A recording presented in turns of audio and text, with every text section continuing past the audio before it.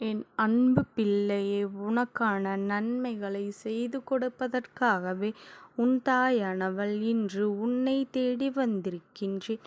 என் குழந்தையே, இந்த அம்மா உன்னுடைய வாழ்க்கை சம்பந்தமான ஒரு செய்திகளை கொண்டு ஓடோடி வந்திருக்கின்றேன். என் குழந்தையே, சில நாட்களாக உன்னுடைய வாழ்க்கை துணை அவருடைய நடவடிக்கைகளை கண்டு நீ குழம்பி போயிருக்கின்றாய். நீ புலம்புவதற்கு ஏற்றவாறுதான் அவரும் நடந்து கொண்டிருக்கின்றார். இந்த அம்மா உனக்கு இதற்கான தெளிவு இன்று கொடுக்க வந்திருக்கின்றேன். நீ நம்பினாலும் சரி, நம்பாவிட்டாலும் சரி, இந்த அம்மா நான் சொல்வது மட்டும்தான் உண்மை. உன் வாழ்க்கை துணைக்கு அப்படி என்ன நடந்தது?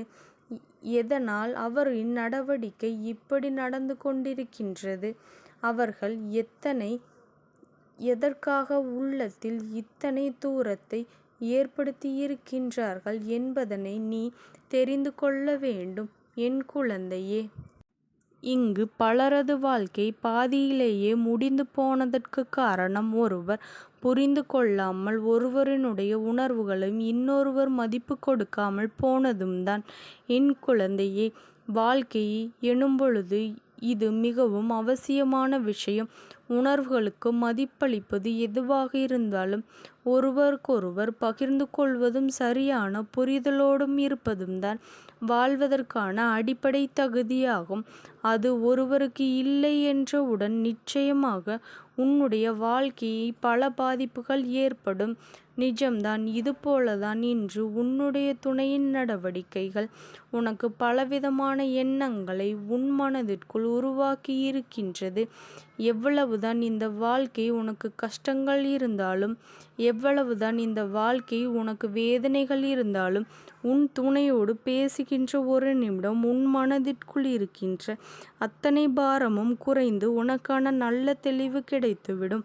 அப்படி இந்த வாழ்க்கை உனக்கான விஷயங்களை பெறுவதற்கான முயற்சிகளை நீ செய்து கொண்டிருக்கின்ற நேரங்கள் எல்லாம் உனக்கு அவர்களிடமிருந்து சரியான ஆழமான ஆறுதல் உனக்கு கிடைக்கவில்லை என்றால் நிச்சயமாக அது உனக்கு மனவேதனையை கொடுக்கும் அல்லவா?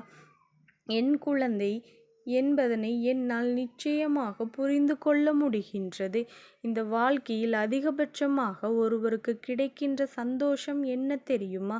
தன்னுடைய உணர்வுகளுக்கு யாரேனும் ஒருவர் மதிப்பு கொடுத்து அதற்கு நல்லபடியான தீர்வினை கொடுக்கின்றார்கள் என்றால் அதுதான் மிகப்பெரிய ஆறுதல். அந்த ஆறுதல் தனக்கு மிகவும் நெருக்கமானவர் தன் வாழ்க்கையை அதிகமான இடங்களில் நாம் யாருக்கு கொடுக்கின்றோமோ அவர்களின் மூலமாகவே கிடைக்கின்றது என்றால் அது மறக்க முடியாத சந்தோஷமாக இருக்கும் என்றுதான் என் பிள்ளை நீ நினைக்கின்றாய். உன் துணையின் நடவடிக்கை சில நாட்களாக மாற்றங்களை கொண்டிருக்கின்றது. ஏனோ இருக்கின்றோம் செல்கின்றோம் என்பது போலதான் அவர்களினுடைய நடவடிக்கை இருந்து கொண்டிருக்கின்றது. இந்த நடவடிக்கைகளினால் உன்னுடைய மனது இப்பொழுது தனிமைப்பட்டு இருக்கின்றது.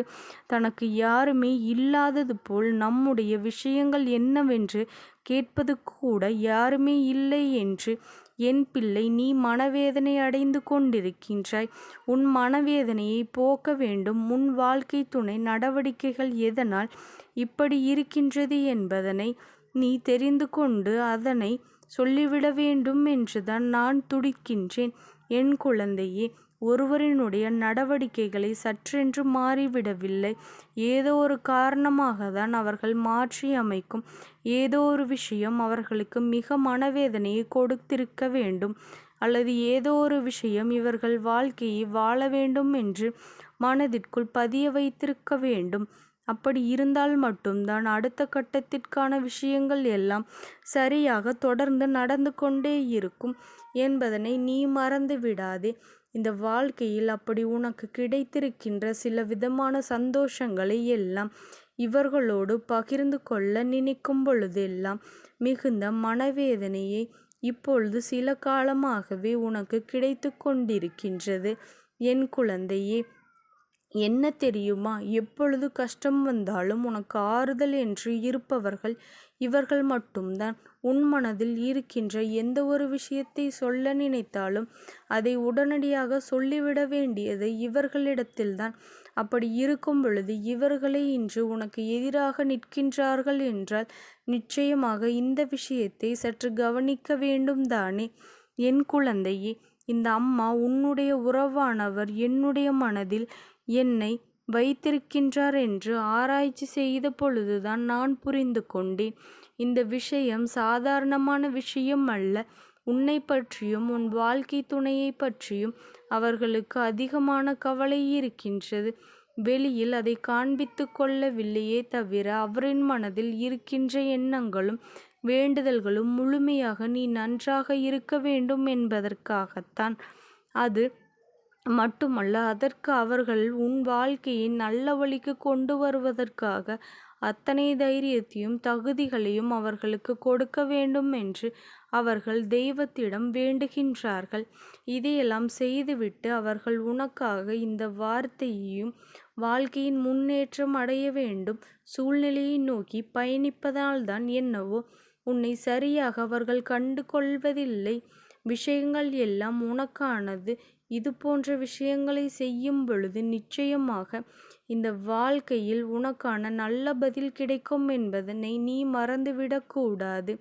என் குழந்தையே, இந்த தாயானவள் சொல்ல வந்த விஷயத்தை இப்பொழுது சரியாக கவனித்துவிடு.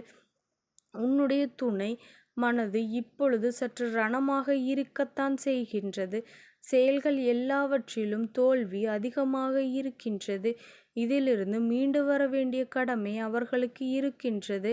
அதனால் அதிலிருந்து மீண்டு வருவதற்கு என்ன செய்ய வேண்டும் என்பதை பற்றி சிந்தித்து கொண்டிருப்பதனால் மற்ற விஷயங்களில் இவர்கள் அதிகமான அளவில் கவனம் செலுத்த முடியவில்லை.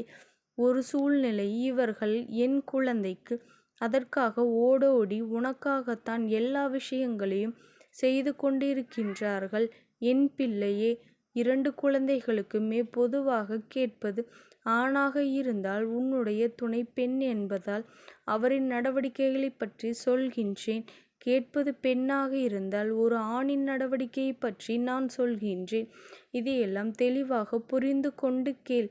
இங்கு யாரும் யாருக்கும் சலித்தவர்கள் அல்ல, யாரும் யாருக்கும் குறைந்தவர்கள் அல்ல. அதனால் என் பிள்ளையே, உன்னுடைய துணை நடவடிக்கைகள் சற்று மோசமாக இருப்பதற்கு காரணம் அவனுடைய குடும்பத்தை முன்னேற்ற வேண்டும் என்கின்ற ஒரு இணக்கமான மனநிலை தானே தவிர வேறு எந்த பிரச்சனையும் கிடையாது. அதனால் அவர்களோடு ஒத்துழைப்பு கொடுத்து எந்த நிலையிலும் நான் உனக்கு துணையாக நிற்பேன் என்கின்ற வாக்குறுதியை அவர்களுக்கு கொடுக்க வேண்டும்.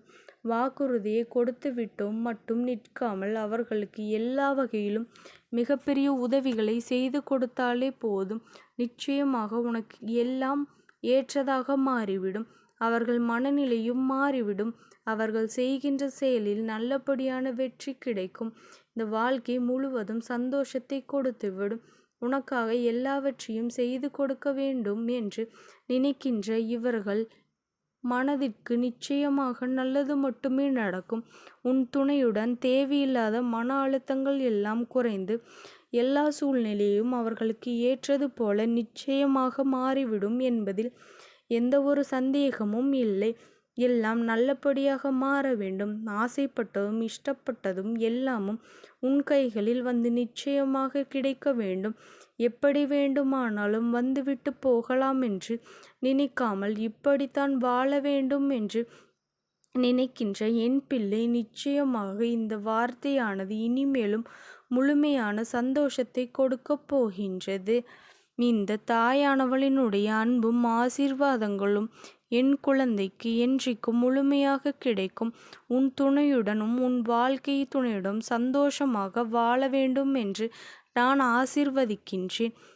என் குழந்தையே, நீ எதை நினைத்தும் கவலைப்படாதே. இந்த தாயானவளினுடைய அன்பும் ஆசீர்வாதங்களும் உனக்கு என்றைக்கும் முழுமையாக கிடைத்து கொண்டே இருக்கும். ஓம் சக்தி போற்றி. ஓம் ஆதிபராசக்தி போற்றி போற்றி.